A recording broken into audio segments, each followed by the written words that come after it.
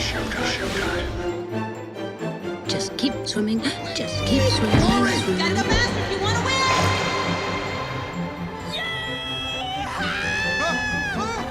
Ride like the wind, Bullseye!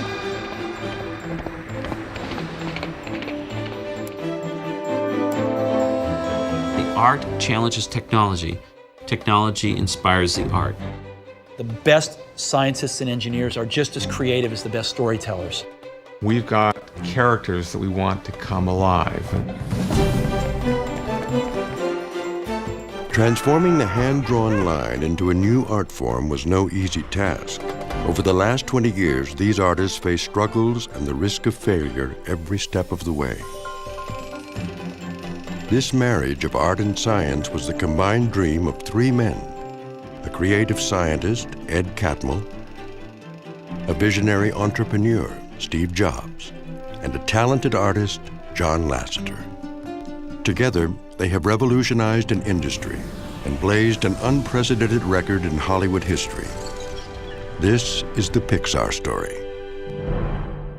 Every morning we get together in the screening room with the directors and all the other animators, and we all show our shots in various stages of completion. Everybody is entitled to their opinion and to say it out loud. So it's a very healthy and sometimes intimidating forum. Doug is next. Hey, guess what? What? Sea turtles? I met one. And he was 150 years old. You know, Nemo should be looking at his dad at the beginning of the shot. All the time? Yeah, he looks like he's dead. He looks like he's given up. Okay. I think he looked at his dad and then lifted his fin, and he should be like looking at him for acknowledgement the whole time. Okay. Like they touch the fin, and they stay looking at each other. And he Okay. was I think that's missing.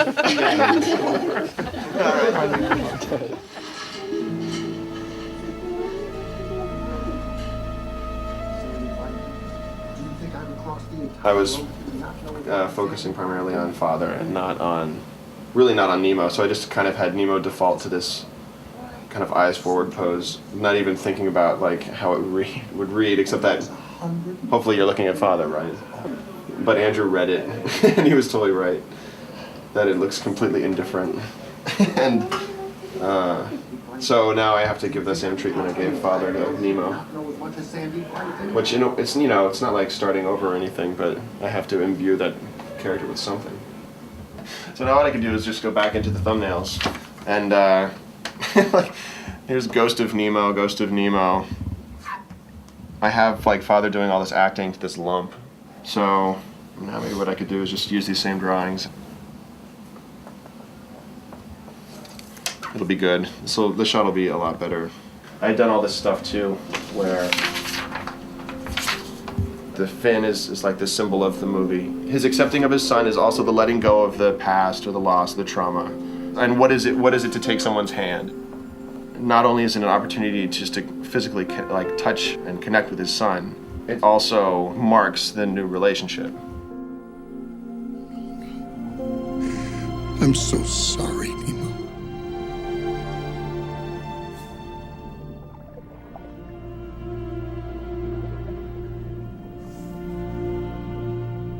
Hey, guess what? What? Sea turtles? I met one. And he was 150 years old. 150?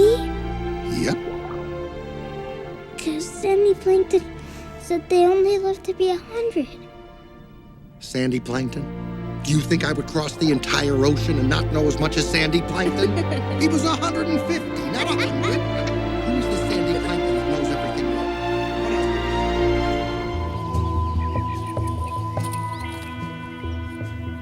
The elders believe that it's our inherent right to look after the gifts that the Creator gave us, which is the water, the animals.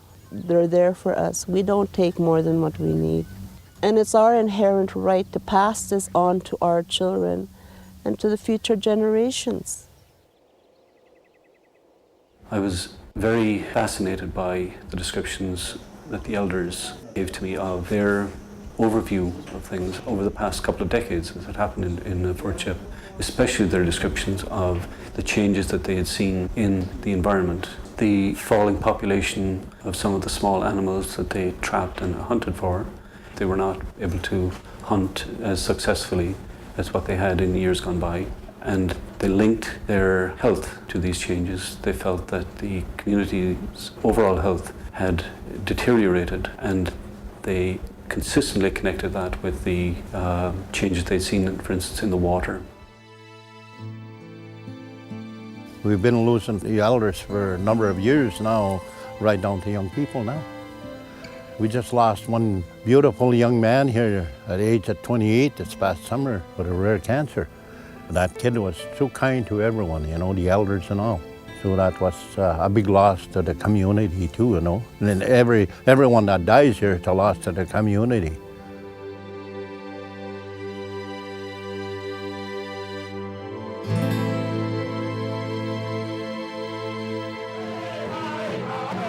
Their tone was stern, their message clear. For some, this rally was an emotional plea to solve a problem they say is killing their community.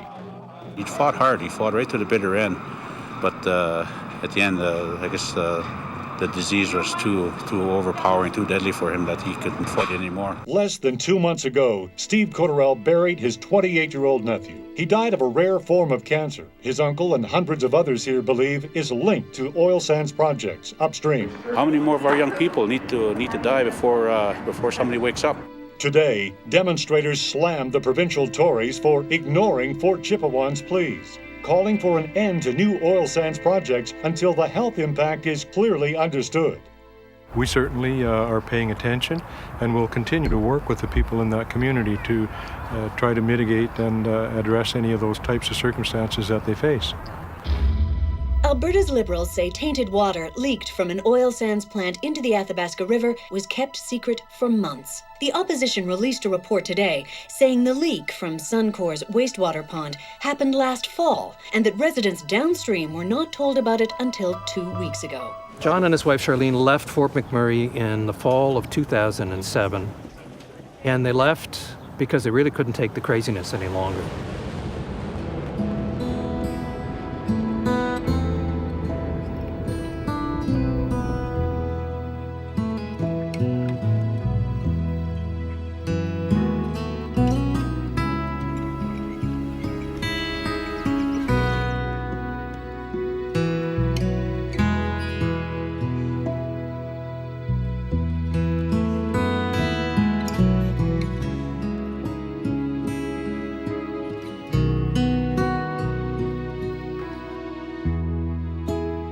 The very last day in Fort Chip, I was told on the morning that the community wanted to have a sort of going away community meal at the community hall. And so at lunchtime, I walked out into the waiting room and it was full, as many as could fit into the waiting room of the nursing station.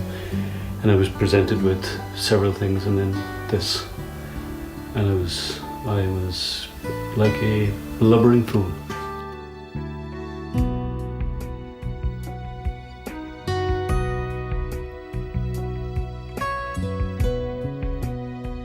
This is the community wrapping itself around me. This is exactly what it is. Each individual that I look at and remember, you know, was that little experience, was that moment or that encounter, and this is everything stitched together. We want to make sure that we're looking after this community in Nova Scotia. At some point, we would certainly consider returning to Fort Chip on a regular basis.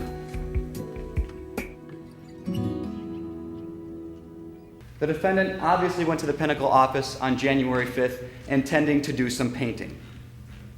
So why take a tire iron along? Well, for the very same reason a burglar will arm himself. If he's caught in the act, he may have to use it. And as the shoe prints show us, that's just what happened. First of all, Miss Pat Winter got on the stand.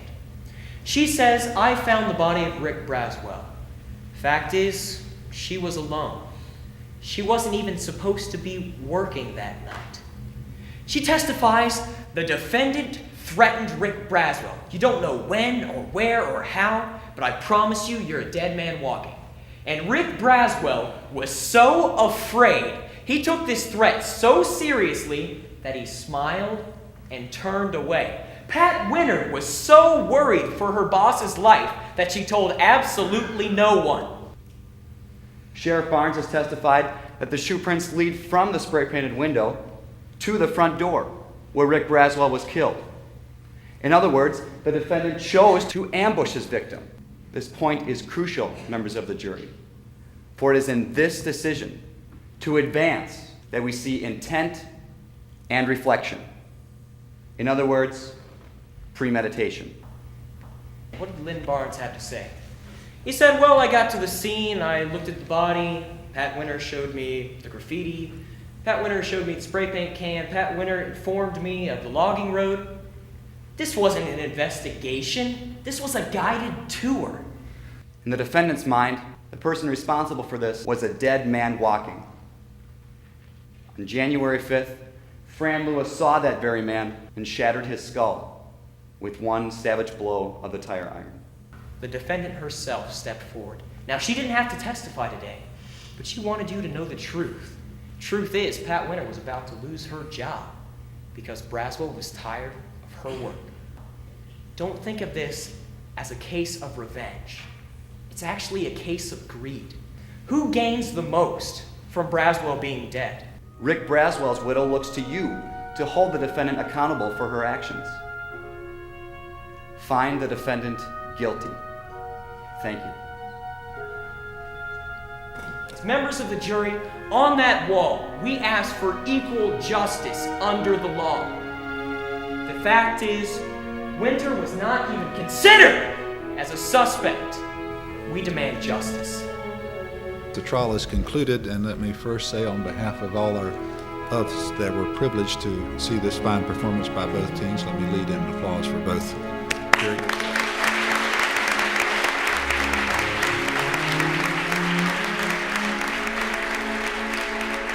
He needed a new character, and in this he turned to Ub. Walt came back discouraged to Hollywood. We discussed the possibilities of a new character. We tried sketches of dogs and cats, but there were already too many cats. I went through batches of magazines. Life or Judge, we ran into cartoons of animals and got an idea for a mouse. There hadn't been any. As the departing animators finished out their last 3 months at the studio, tensions were high and conversation was at a minimum. Working in secret with Walt, with phony work strewn around to make the quick switch, Ub worked behind a locked door to sketch out the designs of a new character. Many a legend has been spun around the character's birth over the years. As Walt defined its personality, the real life to emerge from the several graphite circles would depend solely on Ub. Harnessing everything he had learned from Kansas City to Oswald, his creative output would prove unstoppable. The national craze for airplanes and Charles Lindbergh's flight across the Atlantic would fuel the inspiration. Designing and defining circle after circle, line after line, the entire body was a fluid composition. Nothing was wasted. Each curve, each twist was there to serve a dynamic purpose. What would normally take months to accomplish, Ub did in just 2 weeks. His tireless hand would break the animation speed barrier, a record 700 drawings a day. Ub Iwerks would single-handedly animate the first Mickey Mouse cartoon. Plain Crazy. Starring the new character he designed himself, Mickey Mouse.